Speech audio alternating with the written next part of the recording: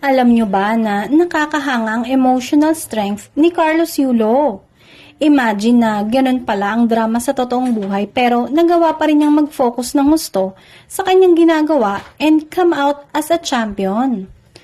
Yung iba, pag ganyan ang drama sa buhay, tiyak na madedepress o kaya madefocus. Nagawa niya pang maging gold medalist at dalawa pa. Ganyan dapat ang disiplina ng isang tao. Huwag ilagay lahat ng problema sa utak. Salain mo para hindi ka magulo.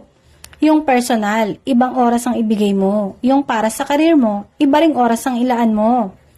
Kaya siguro nakapag-focus ng husto si Carlos Yulo. Everybody loves a winner. Basta winner ka, iba ang dating mo.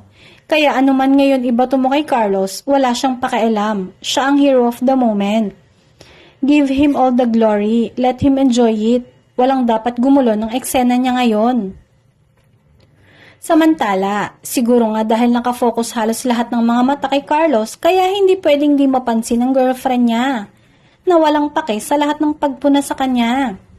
Saludo rin sa confidence at ipinapakitang attitude ng GF ni Carlos.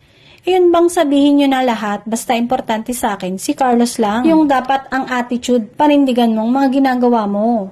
So what kung ayaw nyo sa akin, ang importante si Carlos? Tama naman. Kaya habang pinapabayaan siya ni Carlos, wala kayong magagawa. Kahit tawagin niyo siyang Goldilocks o kahit ano pa, siya pa rin ang official girlfriend. Kaya siguro nakapag-focus ng gusto si Carlos Yulo. Kaya anuman ngayon ang ibato mo sa kanya, kiber ang lahat. Siya ang hero of the moment. Yun dapat ang attitude na panindigan mo ang mga ginagawa mo.